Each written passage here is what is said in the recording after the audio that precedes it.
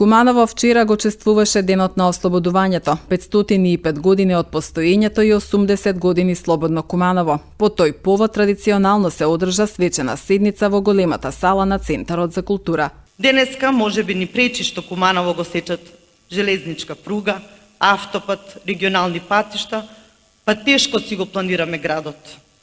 Но сите тие мрежи, линии, крстосници не се случајни. Се поминува низ Куманово.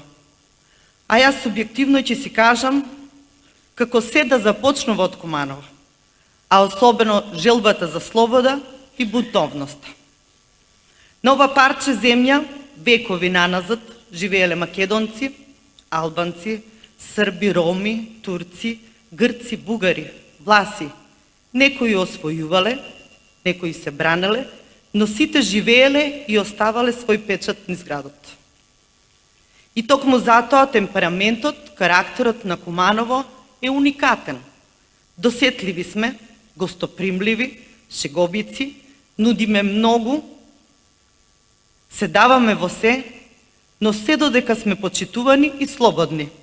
Не сакаме узди, не сакаме пранги, не трпиме терор и робство. Тогаш се буди генот и започнува бунтот, непокорот и се раѓаат херои, водачи на востанија, на ослободувачки битки, на слобода. Реализираните проекти на општина Куманово во период од една година, присутните ги проследија преку 20-минутна видеопрезентација. Достоинствено го одбележуваме овој значаен датум, знаејќи дека имаме света обврска да го чуваме ова парче земја од причина што имаме една татковина. Не можеме и нема да ги заборавиме тој 11 ноември далечната 1944 година со црвени букви запишан на градите на херојската македонска историја, кога Куманово го дочека среќниот момент на ослободувањето од фашистичкиот окупатор.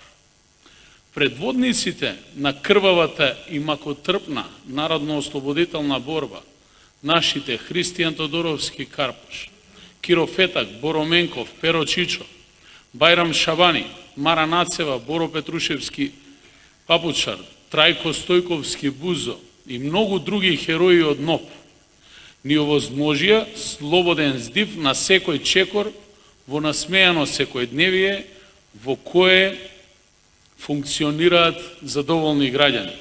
Светиот аманет е наша должност и обврска да ја сочуваме и унапредуваме Македонија, македонскиот јазик, идентитет, со цел оваа да продолжиме да го живееме секојдневно. Со почит кон народните борци и херои, кои одиграа најзначајната животна улога за слобода на нашата татковина, остануваме неприкосновени во заштита на вредностите на наше Куманово. Пред присутните се обратија и советниците Самет Салиевски, Хузер Мустафи и Саша Николиќ на својот мајчин јазик. Куманово не е само град херој из прошлог времена. Данас е Куманово символ напредка, jer наше политичко деловање прилагоđено е духу времена у коjem живимо, а наш рад е суштински усмерен на стално побољшање квалитета живота свих граѓана наше општине, без разлike на нjihovu етничку и верску припадност. Во име на добитниците на најпрестижното признание кое го доделува општина Куманово за врвни достигнувања на поединци, група граѓани или предпријатија ноемвриска награда, во Центарот за култура говореше Агрон Фазлии, председател на Занаетчиска комора на Македонија.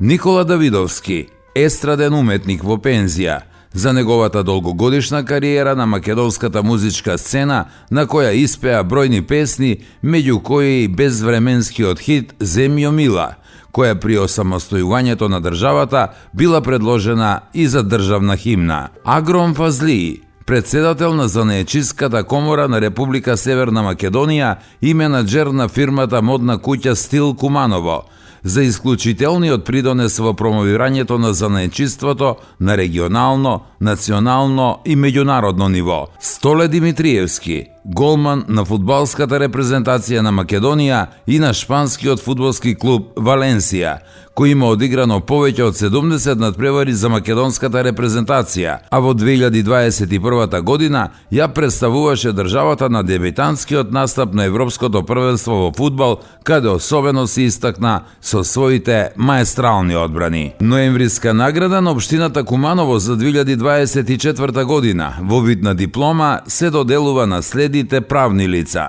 Национална установа Музеј Куманово, Здружение за ликовна уметност Форма Куманово, Хуманитарна организација Крепост Куманово.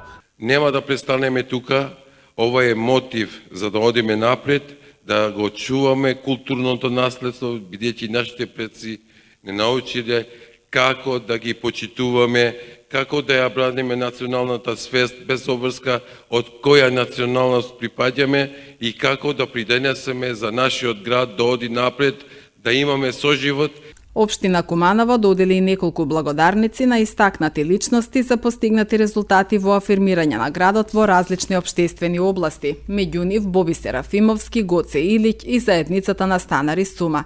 Ноемвриска награда како највисоко општинско признание за прв пат е доделена во 1967 година.